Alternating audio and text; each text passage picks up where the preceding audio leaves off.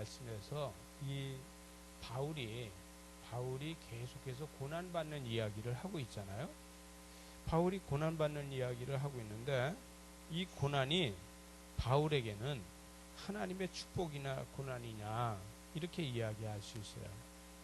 여러분, 이 바울이 이 고난을 받고 있는 거를 이게 왜 내가 이렇게 고난을 받고 있을까? 왜 이렇게 힘들게 목회를 할까? 이렇게 할 수도 있어요. 목회를 하면서 이거보다 더 편하게도 할 수 있는데 나는 왜 이렇게 고난을 받아야 되나? 이렇게 할 수 있어요. 그러나 여러분, 바꿔놓고 우리가 바울 입장이라고 하면은 나는 예수를 어려서부터 믿었는데 왜 이렇게 고난을 받는 거야? 이렇게 이야기할 수 있어요. 근데 여러분, 저와 여러분이 받는 고난이 육체적인 고난인가, 물질적인 고난인가, 환경적인 고난인가, 삶이 힘들어서 고난인가, 어떤 부분이 여러분한테는 고난입니까? 저와 여러분은 전부 다 고난이 다 틀릴 텐데 어떤 고난을 지금 받고 있는지 한번 생각해 보시기 바랍니다. 여러분, 우리 삶에서 고난이라는 것이 때에 따라서는 남들이 갖고 있지 않는 것을 내가 겪고 있기 때문에 고난이라 그래요. 여러분, 모든 사람이 다 쌀이 없어서 먹고 살지 못한다는 걸 고난이라고 얘기하잖아요. 왜냐하면 다 똑같으니까. 근데 한 집은 고기 먹고 나는 쌀이 없으면 이걸 고난이라 그래요. 근데 또 어떤 사람은 고기 먹으면서도 이걸 고난이라 그래요. 왜?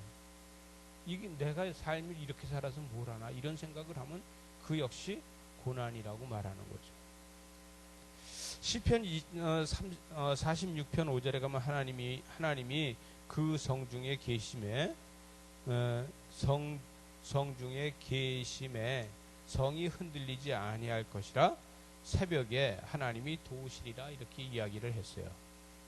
바울이 이 고난이 시작되는데 지난주에 마지막 말씀에 보게 되면 이런 말씀이 있어요.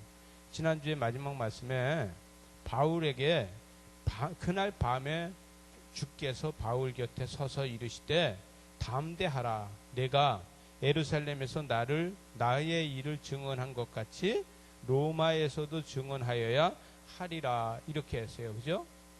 여러분, 이것이 밤에 이루어졌는데 근데 바울이 밤 사이에 지금 바울을 죽이겠다는 열심당이 40명이나 내가 바울을 죽이지 아니하면 먹지도 않고 자지도 않고 내가 바울을 죽이는 날까지 내가 금식하겠다 하는 사람들이 40명이나 됐어요. 여러분, 지금 오늘 본문 말씀 앞에서 보게 되면 40명이나 되는 사람들이 이렇게 바울을 죽이겠다고 암살하겠다고 이야기를 합니다.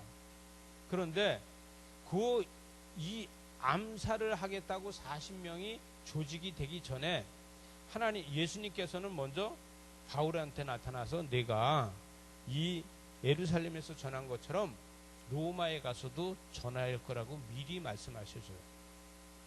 여러분, 만약에 바울한테 이 이야기를 예수님이 먼저 이야기 안 했다, 주께서 먼저 이야기를 안 했다 그러면 자기를 죽이려고 40명이나 결사대가 조직되고 그 사람들이 바울을 죽이지 않으면 먹지도 않겠다고 이 선언한 사람들이다 그러면은 바울은 위축이 돼가지고 도망가려고 거예요.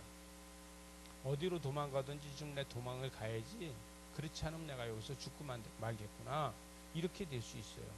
근데 이런 시험과 고난이 올 적에 주님께서는 먼저 바울한테 이야기해 주셨다는 거예요. 여러분, 삶에서도 부모는 자식한테 너 그렇게 하면 혼난다, 너 그렇게 하면 맞는다 미리 얘기해야 하네요. 먼저 이야기를 해요. 근데 그 소리는 잊어버리고 사건이 됐을 적에, 혼날 적에 그 혼나고 아픈 것만 기억을 할 때가 너무나도 많아요, 사람은요. 근데 바울은 이 말씀을 기억했기 때문에 그 어렵고 힘든 거를 이길 수 있어요. 여러분, 시편 기자는 다시 시편 이사야서에서 이사야는 이사야 1장 21절에 가서 신실하던 성읍이 어찌하여 창기가 되었는고 정의가 거기에 충만하였고 공의가 그 가운데에 거하였더니 이제는 살인자들 뿐만 있다는 거예요. 살인자들 뿐만.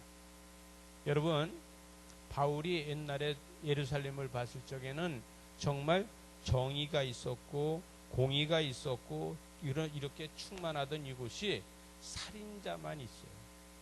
바울이 어디 가서도 발붙일 곳이 없고 어디 가서도 어떠한 일을 할 수 없는 이러한 상태가 되었다는 거예요. 여러분, 근데 40명이나 되는 사람이 바울을 죽이겠다 그랬는데 바울이 조카되는 사람이 그거를 알아들었어요. 그래가지고 바울한테 가서 이야기를 합니다.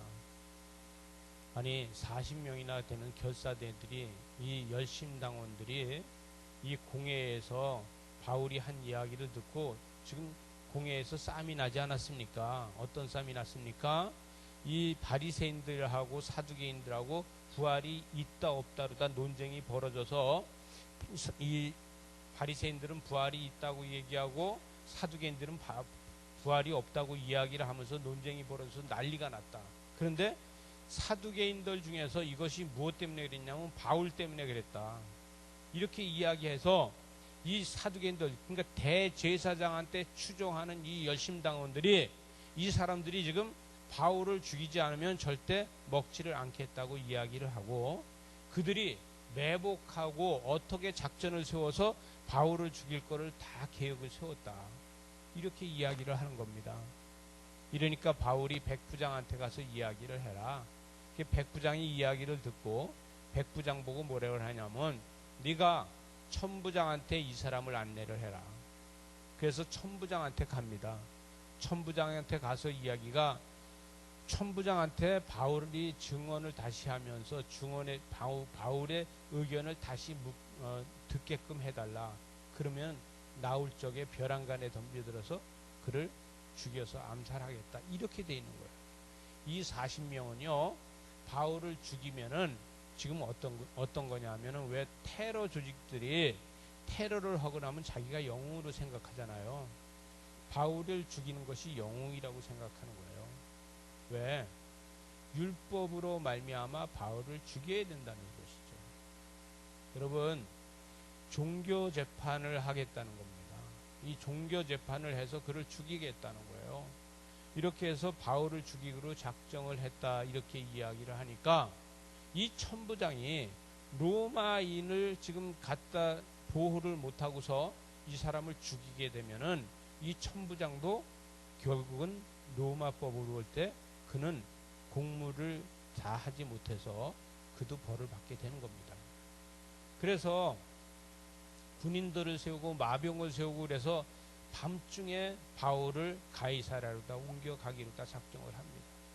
이를 가이사로다가 옮겨가려고 하는데 이 보니까 12절에 보니까 이런 얘기를 해요. 날이 샘에 유대인들이 당을 지어 맹세하되 바울을 죽이기 전에는 먹지도 아니하고 마시지도 아니하겠다 하고 이같이 동맹한 자가 40명이나 된다는 것을 알고 나니까 야, 이래 갖고는 안 되겠다. 그러니 일찍이 바울을 보내야 되겠다 해서 바울을 보내는데 예루살렘에서 안디바로다 보내서 오늘 말씀해 보니까 안디바까지 천부장이 인도를 해요. 그래서 안디바에서 가이사야 쪽에서 오는 마병들이 이 사람들이 지금 바울을 데리고 가이사로다 가게 돼요. 여러분, 이 가이사는 어떤 곳이냐면은 이 가이사라는 이 도시는 로마인들이 와서 주둔하고 살고 있는 도시예요. 여러분, 우리가 평택 가면 미군 부대가 있고 미군들이 많이 살고 있는 것처럼 로마인들이 이 가이사라는 데 여기다 큰 도시를 만들고서 신도시를 만들고 살고 있어요. 근데 이 가이사라는 곳은 이 해변가에 있어요. 이렇게 해변가에 가이사가 있는데 이 도시는 아무나 가서 정착해서 살 수가 없어요. 왜? 로마인들이 있으니까. 그런데 이 로마인들이 살고 있는 이 가이사에 가서도 여기서 어디에 가서 있냐면은 바울이 바로 헤롯궁이라는 데 가서 있다는 거예요. 헤롯궁은 이 지중해 바다에서 이렇게 뾰족하게 나오는데 이 3면이 다 바다로 다 돼 있고 누구도 들어가기가 어려워요. 로마 총독관이 앞에 있고 헤롯군이 뒤에 있어요. 근데 이 전에 헤롯이 벌레가 먹어서 죽었어요. 여러분 사도행전 12장 이쪽에 보게 되면 벌레가 먹어서 죽었어 헤롯이. 그래갖고 헤롯궁이 지금 비어 있어. 마침 헤롯궁이 비어 있어서 이 헤롯궁에다가 갖다 놓아놓고서 보호를 하라 그러는 거예요. 여러분 다른 데다 갖다 놔두면은 혹시라도 암살 당할까봐 헤롯궁 안에다 갖다 놔두고서 지키라고 합니다. 여러분 하나님께서는 이 바울 한 사람을 지키기 위해서 수많은 사람을 희생시키면서 수고를 시키면서 헤롯궁에까지 갔다는 거예요. 여러분 아무 쓸짝에도 없어요. 왜냐하면 에루살렘에 만약에 이 바울이 에루살렘에 있다 그러면 이 헤롯궁이 필요가 없는 거예요. 여러분 에루살렘에서 계속 있게 되고 이 40명이라는 사람이 이 바울을 죽이겠다고 나서지 않으면은 바울은 이 헤롯궁에 들어갈 수 있는 자격이 없어요. 여기서 보호받을 수 있는 자격이 없어요. 그러나 하나님께서는 친서 하나, 편지를 하나 보냅니다. 뭐라고 보내냐면은 편지에다가 뭐라고 써서 보내냐면 이 사람은요, 내가 공회에서 열어서 보니까 이 사람을 죽일 만한 죄가 아무리 찾아봐도 없습니다. 이 사람을 묶어서 포박해서 데리고 갈 만한 죄도 찾지 못했습니다. 이 사람들이 하는 얘기는요, 율법에 관한 얘기를 하는데 율법의 이야기를 했더니 율법에 대한 이야기를 바울하고 이 사람들하고 지금 대제사장이나 이 사람들하고 싸움질을 하는 게 아니라 율법에 대한 얘기를 했더니 바리새인들하고 사두개인들하고 둘이서 양쪽 파가 나눠져서 이들이 싸움질을 했지 이 바울은 여기에 대해서 싸움을 하지 않았습니다. 그러니 내가 보니까 바울은 율법에 관한 것이라고 하는데 율법에 관한 것으로다가 죄를 지었다는 것을 찾아볼 수 없습니다. 바로 이거예요. 율법에 대한 것을 내가 아무리 찾아봐도 찾아볼 수 없는데 그런데 이를 죽이겠다고 40명이 이를 죽이지 않으면 먹지도 않고 잠도 자지 않겠다고 하니 이 사람을 보호해야 됩니다. 이 사람은 누구야? 로마인이라는 거예요. 어디 사람? 길리기아 사람. 이 5사람으로서 이게 학문이 투철한 사람이고 아주 인재 중에 인재라는 거예요. 이 인재 중에 인재인 이 바울을 갖다가 죽이겠다고 하는 사람들이 많으니 이 사람을 보호해 주십시오 해서 친서를 써서 보냈어요. 여러분 이 친서를 받은 사람이 이 사람을 갖다가 만약에 소리해서 죽였다고 해봐요. 그러면은 난리가 나는 거예요. 이 사람 바울에 대한 인맥이 어디까지 있는지도 모르잖아요. 이 사람하고 같이 공부한 사람들이 헬라 공부를 같이 한 사람들이 지금 로마에 포지션을 대서 있고 어디 가도 있잖아요. 그런데 이 사람을 보호하지 않으면 안 되잖아요. 그러니까 이 헤롯궁에 갔다는 거예요. 여러분 하나님이 보호하시면은 헤롯궁이라는 호텔이 내 겁니다. 시험과 환난을 당해도 시험과 환난 속에서 여러분 이 바울은 돈 한 푼 안 내고 지금 헤롯궁이라는 호텔을 지금 쓰고 있어요. 맞아요, 안 맞아요? 그런데 지금 헤롯은 지금 가시방석에 있을까? 아니면 평안할까? 하나님께서 네가 로마에 가서도 예루살렘에서 전한 것처럼 전화해야 될 거라고 했으니까 사명이 있어요. 사명이 있으면 아무리 심판이 있다고 그러고 재판이 있다 그래도 마음이 편해요. 믿어지십니까? 그러면 이 헤롯궁 아마 그때 당시에 이 세상에서 이 헤롯궁이라는 이 호텔보다 더 좋은 호텔이 없어요. 그죠? 이 좋은 호텔에서 혼자 묵고 있는 거예요. 여러분 바깥에서 다 지키고 있고 혼자 묵고 있는 거예요. 여러분 이렇게 좋은 호텔에서 혼자 묵고 있는 이 사람은요 하나님의 은총이라고 하는 거예요. 여러분 여기 앉아서 기도할 적에 어떤 기도를 하겠어요? 내가 로마에 가서도 내가 이 예루살렘에서 외친 것처럼 외치게 하나님께서 해주신다. 말씀 준비하는 거예요. 여러분 우리는요 어렵고 힘들 적에 하나님께서 보호하시면은 우리는 말씀을 묵상하고 말씀을 볼 수 있는 시간의 여유가 있는 거예요. 여러분, 우리가 가을에 통독을 하잖아요. 하반기 통독하잖아요. 여러분이 고난에 있다 할지라도, 여러분이 힘들고 어려울다 할지라도, 여러분이 바쁘다 할지라도 하나님께서는 바로 이 바울처럼 통독할 수 있는 시간을 주신다니까요. 믿어지십니까? 그것도 어디에서? 헤롯궁에 앉아서 통독할 수 있는 시간을 하나님이 주신다고.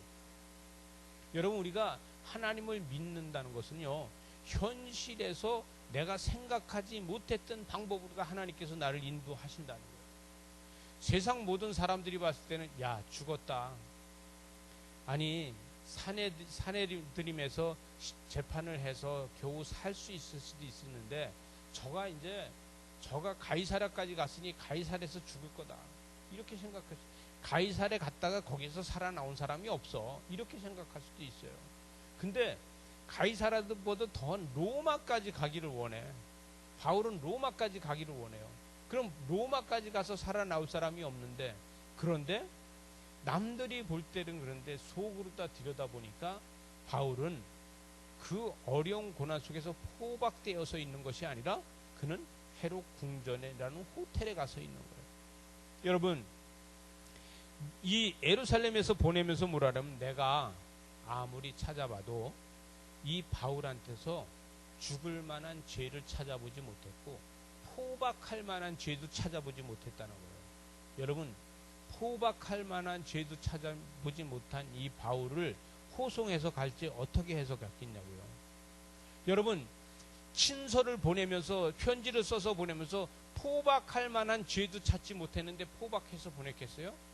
야, 잘 데리고 가라. 이 사람 무죄로 다 풀려났을 적에 우리가 어떠한 해를 받을지 몰라. 그래서 잘 데리고 가야 돼. 아마도 이렇게 했을 거예요. 말씀에서 뒤로 다시 돌아가서 보면은 천부장한테 이 유대인이 가서 할 얘기가 있다 그러니까 이 천부장은, 야, 이때로구나. 혹시라도 이 사람이 돈을 주고서 좀 죄 없는 이 바울을 좀 빼가려고 하는 거 아닌가? 그러니까 백부장 보고 나가 있어. 그러고서 손을 붙잡고 들어가서 할 얘기가 뭔데? 이렇게 이야기한 거예요. 그래, 이제 뇌물이라도 받고서 죄 없으니까 풀어줘도 되니까. 죄 없어. 너는 내가 봤을 때 죄가 없다. 그리고 풀어주면 끝이야. 돈 받고 풀어주려고서 아마도 손을 붙잡고 들어갔는데 돈은 주지 않고, 제가 들었는데요, 40명이나 되는 사람이 바울을 죽이기 전에는 먹지도 않고 자지도 않겠다고 하고 지금 다 매복을 했습니다. 작전을 다 세웠습니다. 이렇게 이야기하는 거예요. 그러니까 그러면 이건 돈보다도 더 귀한 거를 가르쳐 준 거예요. 여러분, 돈 받고 풀어줬는데 그 사람이 암살당했어. 그럼 어떻게 돼요? 이 사람 책임이 있죠.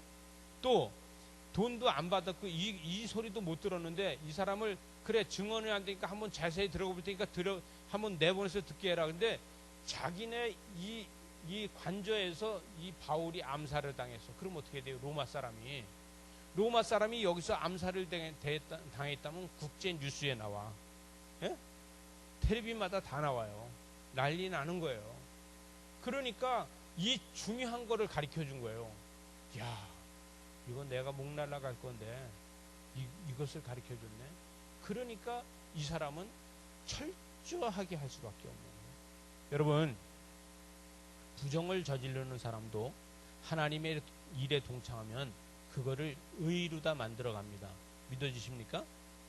여러분, 우리가 하나님 앞에 바로 서 있으면은 우리를 해하려고 하고 우리를 힘들게 했던 사람도 우리를 위해서 의를 이뤄간다는 거예요. 믿어지세요? 이러한 역사가 믿음만이 일어나는 거예요. 여러분, 바울이 지금 계속해서 가고 있는데 힘들게 가고 있어요. 그런데 지금 바리새인들하고 사두개인들하고 세워놓고서 뭐라고 얘기하냐면 부활에 대해서 얘기하고 소망에 대해서 이야기하고, 나는 이 하나님에 대해서, 하나님께서 역사하심에 대해서 이야기한 것뿐이라고 얘기했을 때, 아니, 바리새인이 매일같이 하는 얘기가 뭐냐면 부활도 있다, 천사도 있다, 소망도 있다, 이렇게 이야기했는데 그 이야기를 갖다가 바로 바울이 하고 있으니까 봐라, 이런 이야기 한 사람을 갖다 잡아 죽이려고 하느냐, 이렇게 이야기하니까 사두개인들이 열받은데, 이 열받은 사람들 뒤에는 그들을 추종하는 사람들이 많이 있다는 거예요. 그 추종하는 사람들이 바울을 죽이겠다. 왜? 율법의 이름으로 종교의 재판을 하겠다는 거예요. 여러분, 이렇게 할 적에 하나님, 우리는요, 때에 따라서는 세상법도 있고요, 세상에서 나는 작은 사람이다 밖에, 나는 세상 모든 사람들이 볼 때 작은 자에 불과할 수 있어요. 그러나 내 안에 믿음이 있다면은요, 나는 그 안에서 누림이 크다는 거예요. 여러분, 도단교회는요, 이 산 속에 있어요. 산 속에. 제가 어제 어떤 일본의 선교사하고 같이 통화를 했는데, 목사님 어때요? 그래서 산 속에서 재미있게 지내. 그랬더니, 아니 그 산 속에 사람이 와요? 그래서 산 속에 사람이 오는 게 아니라 산 속에 사람만 있어. 여러분, 이곳에 오게 되는 것도 하나님께서 이곳을 다 하나님의 발걸음을 여러분을 옮기고, 여러분을 하나님이 인도하시고, 이곳에서 미세한 소리를 하나님이 듣게 하신다는 거예요. 여러분, 우리 하나님은요, 하나님은 우리가 바쁜 가운데서 하나님의 음성을 듣게 하는 것이 아니라 미세한 소리는 조용한 가운데서 듣게 해주십니다. 여러분, 우린 신앙이 미세한 가운데서 하나님의 역사를 볼 수 있어요. 바울은요, 이 헤롯 궁에 가서 여기에서 뭘 했겠냐 이거예요.